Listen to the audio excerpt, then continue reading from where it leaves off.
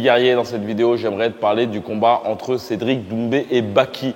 Pas forcément te parler du résultat et surtout de la situation finale qui est assez frustrante. Cet arbitre qui a arrêté soudainement Cédric Doumbé. Malgré, c'est très intéressant, je le marquais justement dans l'un des groupes privés de mes camps de boxe. Il y a un des élèves qui disait que l'arbitre était un fils d'eux. Et je mettais en avant l'orteil de John Jones qui avait remporté justement un championnat d'UFC avec le pouce de l'orteil du pied cassé, complètement cassé et sanglant. Et quand tu fais justement le rapport avec Cédric Doumbé avec une petite aiguille, c'est très délicat. En tout cas, je ne me permettrai pas de juger, mais je me mettrai à la place de Dana White. Cette situation doit être très burlesque. J'en suis sûr qu'il doit voir la chose de façon très amusante. Et dans cette vidéo, j'aimerais plutôt te parler justement de la posture de Cédric Doumbé et te mettre en avant le fait que bien souvent, je dis à mes élèves de se mettre sur la jambe arrière. Tu peux voir que durant ce combat, Cédric Doumbé était constamment sur la jambe avant.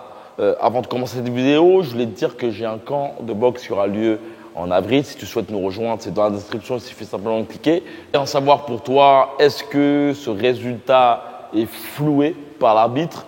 J'aimerais avoir ton avis d'ailleurs. Pour toi, est-ce que tu voyais Baki gagnant ou pas? De toute façon, on en reparlera à la fin de cette vidéo. On y go! Comme je le disais, en fait, il y a un boxeur, en regardant ce combat, me disait pourquoi tu me dis constamment d'être sur la jambe arrière plutôt, et Doumbé est constamment sur la jambe avant. En fait, en général, je dis aux boxeurs de se mettre sur la jambe arrière parce que c'est un style qui est très intéressant. Même lorsque tu es petite taille, ça te permet justement d'être plus stable. Ça te permet surtout d'avoir un bras arrière plus puissant comparativement au fait d'être sur la jambe avant. Ton poing arrière va être moins puissant et le fait de te mettre sur la jambe arrière va te permettre aussi d'avoir une plus grosse solidité au niveau de ton bras avant. C'est pour moi la base très intéressant. Lorsque tu te fais foncer dans l'art, ça peut te permettre de mieux contre-attaquer, etc. En termes de boxe défensive, c'est le meilleur moyen justement d'avoir à la fois cette stabilité et cette efficacité et ce percutant dans ta boxe. C'est vraiment pour moi le seul moyen pour te permettre d'être puissant. Néanmoins, il y a toujours, et ça c'est très important, ce va-et-vient entre les deux jambes. En fait, le plus grand danger dans ta boxe, c'est le fait d'avoir ta tête entre tes deux pieds, avoir aucune sensation de où est ton poids. Ça veut dire que ta boxe va être fade. Toujours faire en sorte de savoir où est ton poids. C'est toujours important. Tu vois, là, je vais envoyer un coup, mon poids est sur la jambe avant, je vais donner un coup, mon poids est sur la jambe arrière, je vais donner un coup par la suite. Tu vois, toujours avoir ce côté, que ce soit en esquive, etc. Pour parler de Doumbé, Doumbé se met sur la jambe avant. À quoi ça sert? Je ne vais pas te dire que c'est inutile, c'est très intéressant. Si déjà en amont, tu as cette capacité à être constamment sur la jambe avant, tu vois. Et si aussi tu as cette capacité à comprendre où est ton poids. Le fait de te mettre sur la jambe avant est un bon moyen pour toi de créer un faux rythme. Surtout si tu es quelqu'un qui est très rapide dans le fait de te redresser pour frapper par la suite. Si tu es très bon aussi, et c'est très intéressant lorsque tu fais ce genre de technique, d'utiliser ton appui arrière.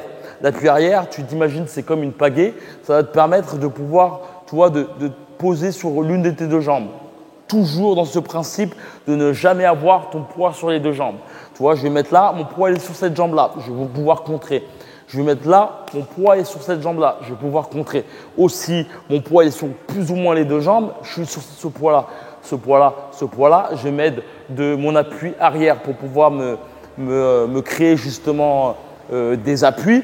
Et par exemple, je vais mettre sur la jambe arrière et tu vois, je vais faire ce mouvement-là. Doumbé le fait, tu vois, tac, pour justement contrer et me mettre sur la jambe avant pour contrer par la suite. Et ça, c'est très intéressant lorsque tu souhaites justement exposer ta tête et dire à ton adversaire, touche-moi. Allez, vas-y, viens me toucher.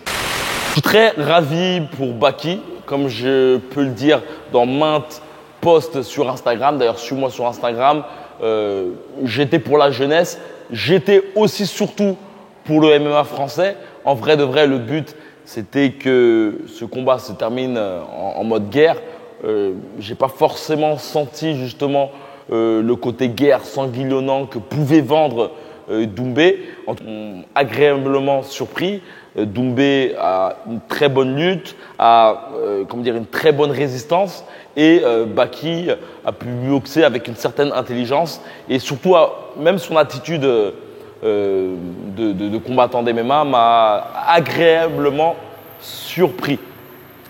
J'y connais clairement rien en MMA, je déteste m'avancer dans ce style de combat. Mais néanmoins, en tout cas, je suis content pour Baki. J'espère que ce dernier ira de l'avant et mettra justement cette possibilité de revanche contre Doumbé plus tard. Vraiment, autant aller de l'avant vers sa volonté d'aller dans l'UFC ou autre. Et j'aimerais d'ailleurs avoir ton avis à ce niveau-là. Que penses-tu de ce combat? Penses-tu que tout le monde a été floué? Et j'ai bien aimé mettre en avant le fait que, c'est une petite histoire que je vais te raconter, les JO de base, les JO, sans l'aspect politique et argent de base, les JO sont une sorte de culte des dieux. Et le but des JO, en fait, était de mettre en avant le fait imprévisible du sport, que ce soit au niveau des combats, de la course ou autre. Bien souvent, il y a des choses anodines qui arrivent qui punissent les athlètes. C'est comme un moyen pour Dieu, de remettre les gens à leur place. Et j'ai trouvé l'aspect de ce combat très intéressant à ce niveau-là. Baki est parvenu à avoir le talon d'Achille de Doumbé. Dieu, une épine, est parvenu à calmer Doumbé. C'est peut-être un conte que je te raconte, ou c'est peut-être vrai, à toi de voir cela, mais c'est très intéressant de voir que réellement les Jeux olympiques de base ont vraiment cet aspect divin et mettre en avant le fait que, tu sais, bien souvent on peut voir une défaite d'un boxeur de façon totalement bizarre. Notre mental a une certaine difficulté à nous dire ouais, mais non, il n'a pas perdu parce qu'il a eu telle ou telle chose, il a eu cette épine, s'il n'aurait pas eu cette épine, il aurait gagné, tac, tac, tac.